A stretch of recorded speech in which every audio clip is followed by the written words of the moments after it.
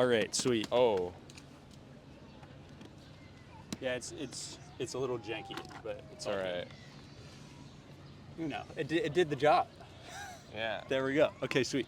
So I'm James. Just moved to New York. Nice, man. Nice You're meeting you, Justin. James. Yes. You're from Justin. SF. I'm from SF. Visiting your sister. Yeah, that's right. And you said just now there's some things a little different about NYC that SF doesn't have. Yeah. What are those things that come to mind? Well, I mean, even this park, like, I feel like, okay, we do have a nice park. Have you been to SF? Yeah. Yeah, I You actually know grew Golden up. Gate? Yeah. Okay, Yep. we do have a nice Presidio. park. Presidio's nice. But I don't know, man. I feel like the vibe is a little bit different here. I feel like there's like a lot more pop-up stuff. You know, you've seen the tables and stuff like that. People selling like leatherwork.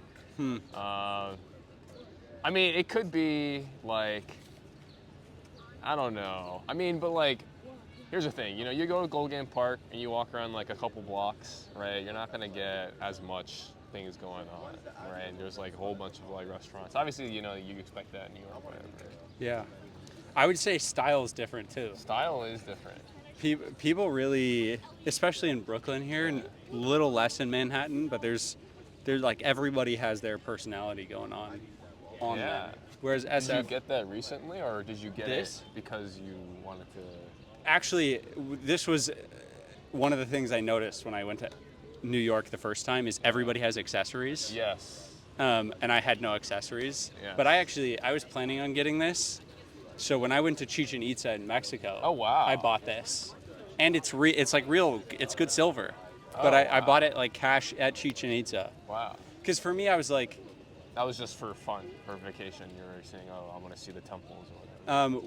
we went there for like a business retreat thing Oh, there was a to business. Cancun. Oh. And then I rented a car and I drove To Chichen Itza. to Chichen Itza. And you saw the big. It's like Chichen Itza has the big temples. Yeah, right? Stone Tower. Stone Tower. Yeah. That's cool. And they have the whole like sport pit where like you have to hit the ball with an elbow and it Yeah. goes through like the hoop, Yeah. you know, that I learned about in like history class. Yeah. What's crazy is that the winner, the winning team, the leader has to die. Yeah. I didn't understand. Yeah, like winning is like the good thing. Yeah. And the reward for winning is dying. Yeah.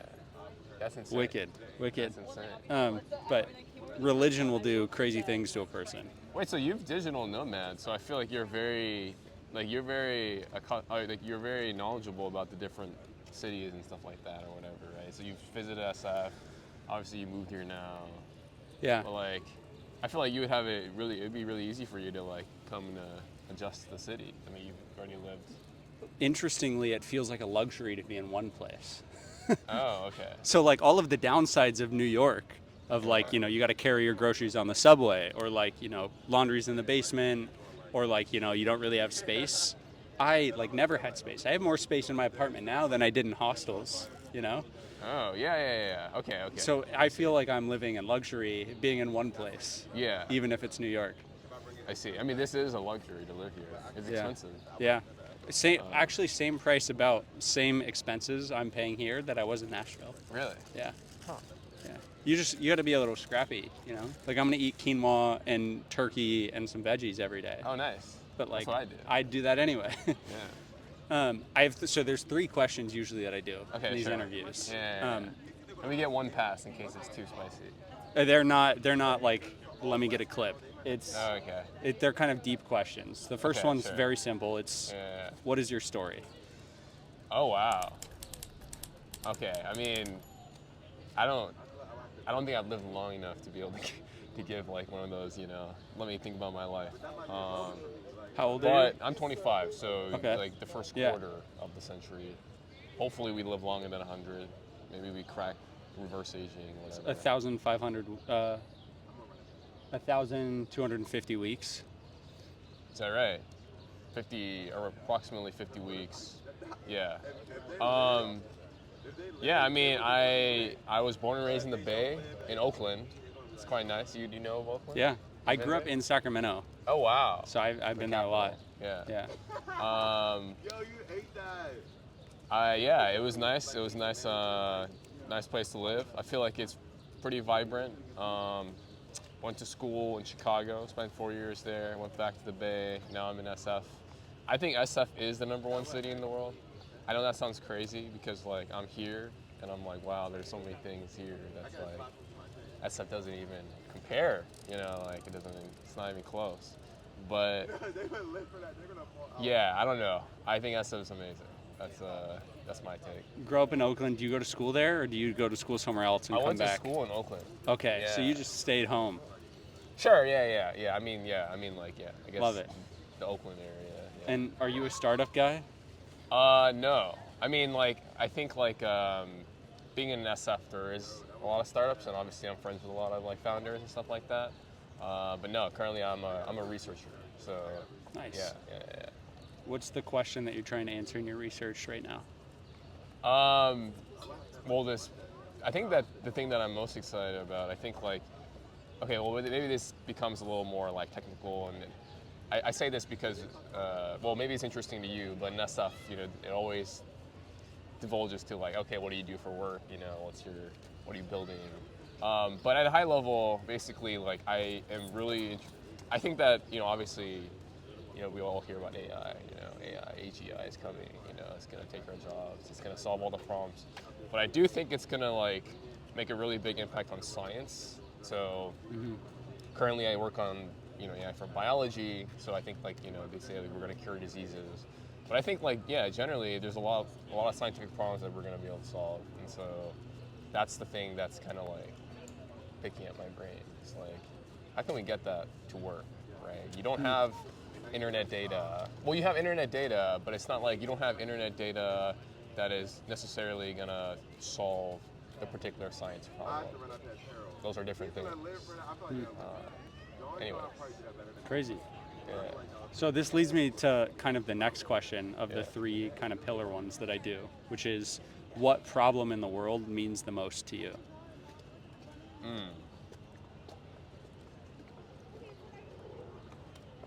I mean, at a fundamental level, right? Like, I think like my goal is to like help as much people as possible.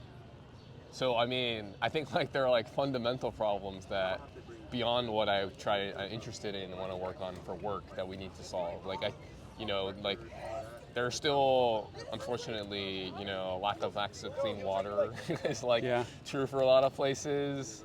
There's still a lot of diseases, like that lead to like high like infant mortality rates. So I think there's a lot of like fundamental things that we could solve, like if honestly if we just like had better policy or like donated more money. So I think that AI for science is really interesting because like it's a technological shift that will like enable the downstream things. Like suppose that we are able to cure these diseases, but still like when I say this because we have the technology already. Like we could provide clean water to everybody. It's just like we're not. It's like it's a question of are we willing to put in the effort to do it. So it's like I think like that's why I think there are fundamental things that people or that's important that we can solve now. Are there other things like water that we already have the solution to that is literally just a distribution problem? Yeah, I mean, distribution, policy problem. I mean, like, I don't know. Like, I mean, that's like obviously like a hard thing. It's like, certain countries are going to be a lot poorer than other countries. And, this is an economic question. It's like, okay, well, how do you like, oh, hold on. If you don't mind, I'm getting called by someone. Yeah. Should we, Not recorded call. Yeah. Yo, hello? Yo, I'll be back in like 10 minutes. Okay. I won. But Okay, cool. See ya. Moment technically, I guess, because I set a whole lineup, but no, this is very interesting. Sorry about the interruption. You're good. There's only one more question left. Definitely. The reason I ask about the water thing actually is, so there's a guy named Scott Harrison. Yeah. Do you know about Scott Harrison? No. So he started a charity called Charity Water. Oh, cool. And his whole mission is bring water to the world. Oh, okay. He's raised over $1 billion to bring clean water to people. Okay, is that Mr. Beast affiliated? No. He did also Team Water, I think, which was a similar like bring water to people. Yeah. But the stats on this are crazy. 1.7 million people a year die from not having clean water, which is basically all of Phoenix, Arizona dying every year. That's crazy. Yeah. And that means that about 52% of diseases in the developing world Yeah. are solved. Like, there's no hospitalizations that happen. 52% of them from everybody having clean water. Yeah. And so it literally is just like a distribution problem, which is also policy affects that, right? Yeah. Is like policy can distribute that. Like, we have the solution, it's Yeah. just get it out there. And I wonder, like, that's a crazy high leverage problem. I Because know. it's just distribution. Literally. I wonder about if there are other problems like that there's already a solution to it. Yeah. I think one of them's like, there's these little girls, like 8th grade girls that stopped, the second people ever to stop for this. And they told me about like period poverty, which is literally, we have like the solution to give women hygiene products, but they don't have enough money to actually give it. And there's no government program that subsidizes women having hygiene products. Yeah, because it's political, right? Like anti-conservative. I think about this a lot, like distribution problems. It's not even a technology problem anymore. It's really not. So I was wondering, AI for biology is really interesting. Yeah. I talked to a guy from A16Z, the like venture capital thing, and Oh, he said AI for biology as one of like the big things. That's cool. Wait, so how many people did you meet today? Today you're the first person. Oh, okay. You just started it earlier. Yeah. Oh, okay. So these are previous people. Yeah, previous people. That's crazy. Last question for you. Yeah. Who's the most impressive person that you've met, and what made them impressive to you? Oh man, this is hard. These aren't like what's your greatest, conspiracy theory. Yeah, I mean, obviously, you kind of have like mentor figures or whatever. Yeah. But like personally, the greatest person I ever met? Well, you've probably met some of your mentors, right? I guess. I mean, but I'm talking about like there are big figures, right? That like you just read about. Right. You're not gonna be able to. Yeah, Some you haven't are met them. deceased, right? Some passed away. Where's your pen? I think greatest is hard. Maybe I'll like, caveat that with like, there were a couple people in college that I found very, very impressive, and I think it's the level of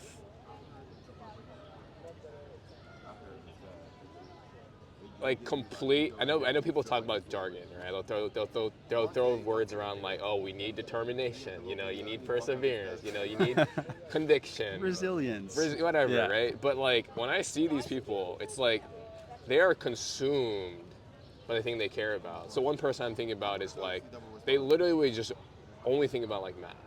Like, and they'll be, and then like they would literally live in the library just thinking about math, and that's all they did. And it's like we would go out, and I'm like, okay, but we need to go eat. Like, you got to take care of your health. And we go out, and he's like, oh, he's just constantly like, even when we're eating, it's like thinking about the same thing. So it's like that level of obsession, I think, is like can be unhealthy, right? I'm curious to know how long that's gonna last, but I think I don't know. That is quite impressive. Yeah, like focus. Well, it's focused, but it's also like it's just like it's his life. Yeah. It's just crazy. Yeah. Which I don't know. I mean, like I think like that gets idolized a little bit too much, because then it's like what if you, want to have friends? What if you want to have a family? You're probably not gonna be a good father if that's Right. But I think at least in that moment, I was like, wow, this is kind of impressive. This Yeah. I think you're the first person to say that, but I think of that almost as like the first thing that makes a person like really formidable. Formidable. Okay. Like impressive, formidable, like is somebody that is like so consumed with something, like literally any moment they're probably working on that thing. Yeah. And like it's so like they're so inevitable in that domain. Yeah. I mean, I guess the question is, how long does it go? Yeah. And Does it last? Is it good? Is it good? Like, do we want people who are like that, who are also fathers? I don't know. Right. I don't know. It's interesting to see the birth rates drop as the society is more educated or like more focused on kind of problems like that. Yeah. Which is like what creates turnover in society is the birth rates drop for the people that like are smarter or like working on bigger things. That's a big problem. Interesting.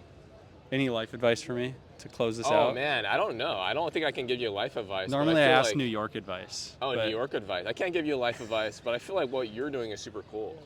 Thank you. I mean, you've already met a lot of really cool people, which is crazy. I guess stuff like this is gonna, you know, I guess really help you settle in. It's just like doing things instead of just being in your apartment. I don't know, just doing things. Gotta get out. Damn, but I feel like you know a lot. That's great. I'm trying to know a lot. Do you have okay, so I think the interview's over, right? No, But, you can interview me now if you want. Do you have a mission that you care about? I know obviously it seems like you want to like explore, you want to understand the world. Like if you're traveling different places, you're learning about these facts. Yeah. You're meeting people who know about facts, or like the A16Z or the girls. But do you have some kind of thing, you know, or just it kind of like we're just trying to unlock the world? This is kind of like an exploration to find that. That's why my second question is like, what problem means the most? Because it helps me to like crowdsource, like what are actually the problems that matter, like outside of my own head. Yeah.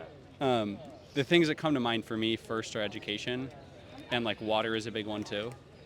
But the reason I think about education is I've spent more years of my life working with kids and young people and like teaching than I have doing any business, anything. Yeah.